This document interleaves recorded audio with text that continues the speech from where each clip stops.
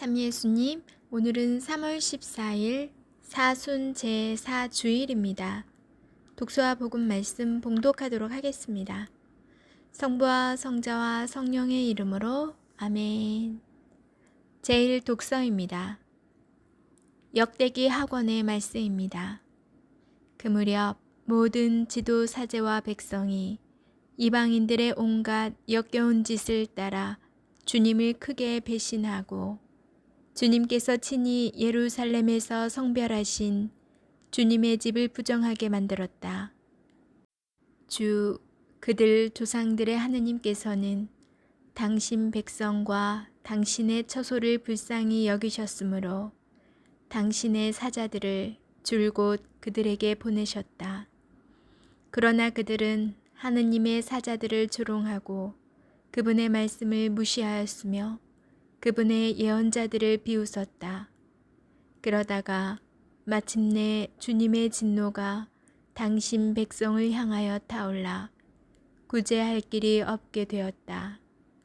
그들은 하느님의 집을 불태우고 예루살렘의 성벽을 허물었으며 궁들을 모두 불에 태우고 값진 기물을 모조리 파괴하였다. 그리고 칼데아 임금은 칼을 피하여 살아남은 자들을 바빌론으로 유배시켜 그와 그 자손들의 종이 되게 하였는데 이는 페르시아 제국이 통치할 때까지 계속되었다. 그리하여 주님께서 예레미야의 입을 통하여 하신 말씀이 이루어졌다.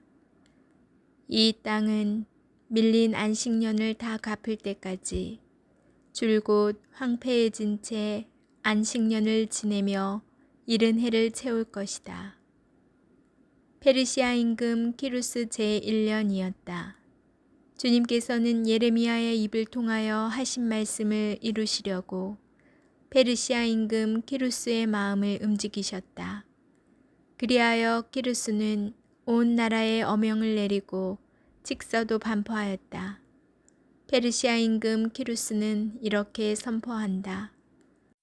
주 하늘의 하느님께서 세상의 모든 나라를 나에게 주셨다. 그리고 유다의 예루살렘에 당신을 위한 집을 지을 임무를 나에게 맡기셨다. 나는 너희 가운데 그분 백성에 속한 이들에게는 누구나 주 그들의 하느님께서 함께 계시기를 빈다. 그들을 올라가게 하여라. 주님의 말씀입니다. 하느님, 감사합니다. 제2독서입니다.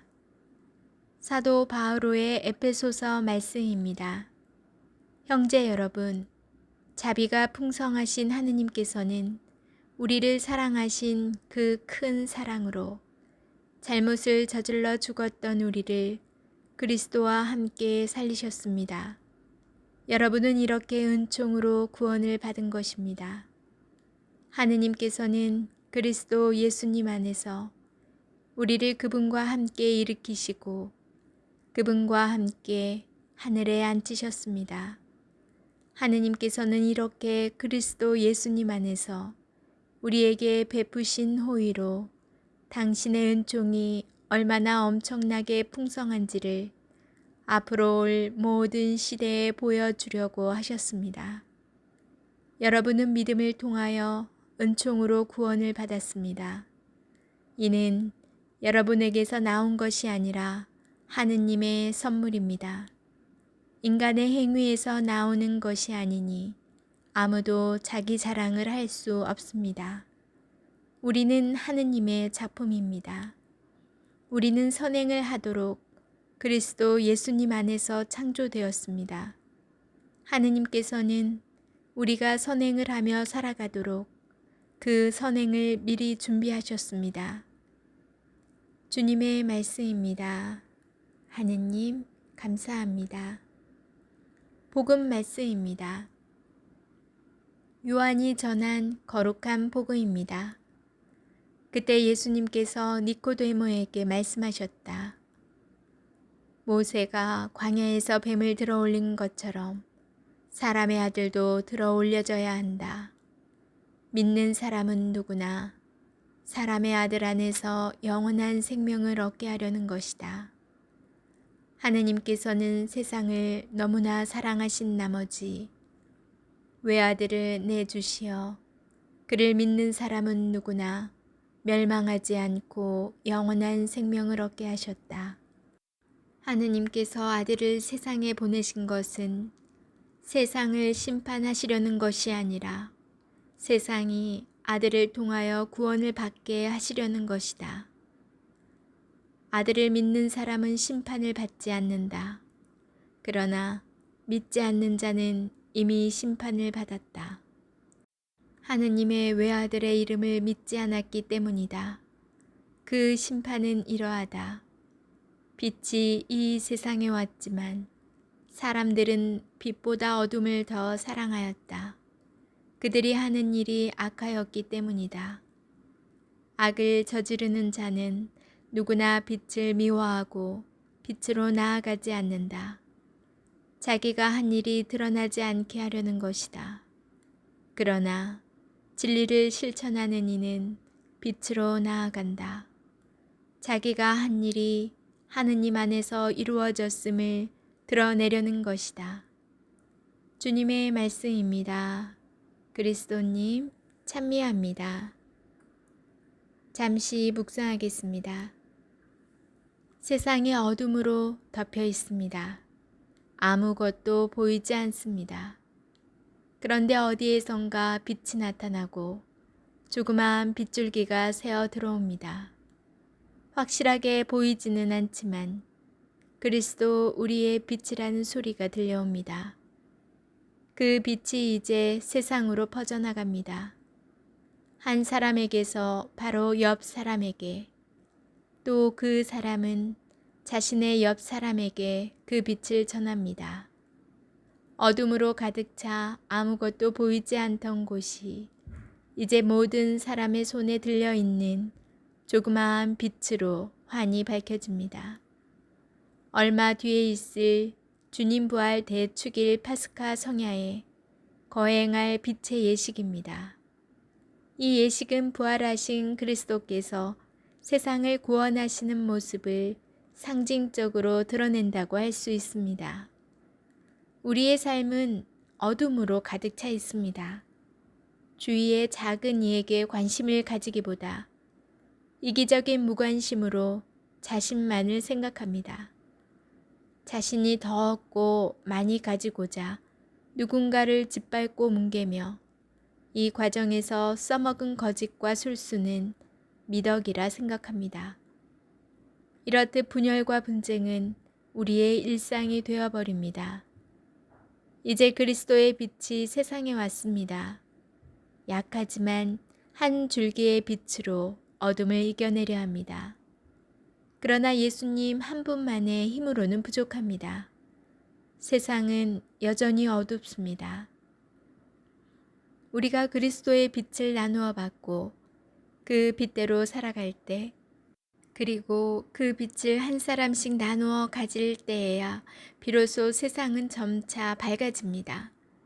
나 혼자만 밝아진다고 좋아하기보다는 그 빛을 나누어야 합니다. 그럴 때 세상은 환히 밝아질 것입니다. 어둠을 이겨내는 방법은 오직 그 방법뿐입니다. 누군가는 그리스도의 빛을 손안에 받았지만 어둠이 좋다며 그 빛을 꺼리고 외면합니다. 어떤 이는 빛을 받았지만 빛을 어떻게 전할지 몰라 함지 속에 넣어둡니다. 또 다른 이는 빛이 너무 밝아 눈이 부시다며 갓을 씌워 빛을 가리기도 합니다. 예수님께서는 세상을 구원하시러 빛으로 오셨지만 우리는 스스로 그 빛으로 나아가기를 거부해버립니다. 이것이 곧 심판입니다. 심판은 하느님께서 우리를 갈라놓으시는 것이 아니라 우리가 하느님에게서 멀어지는 것이고 하느님께 가까이 가지 않으려는 것입니다. 우리 모두 지금 심판의 삶을 살아가고 있지는 않은지 자신을 들여다 봅시다. 아멘. 성부와 성자와 성령의 이름으로 아멘. 여러분 주일 잘 보내고 계신가요? 저는 어제 무간도라는 영화를 봤는데요. 3편으로 나누어져 있는데 일단 1편, 3편을 봤어요.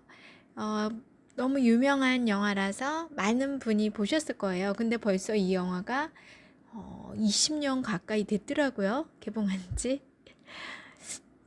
저는 알고는 있었는데 안 본 것 같아서 봤는데 재밌었어요. 오랜만에 홍콩 배우들을 보니까 즐거웠는데 주인공은 유덕화와 왕조이예요. 제목에서 무간도가 뭘까 하고 살펴봤는데 무간지옥이라는 게 불교에서 있나 봐요. 그 무간지옥에 빠진 자는 죽지 않고 영원한 고통을 받게 된다. 불교에서 그 18층 지옥 중에 제일 낮은 곳을 칭하는 용어래요. 그래서 가장 고통이 심한 지옥을 일컫는다고, 죽지도 않고 고통이 영원히 지속되는 공간이라고 그러더라고요.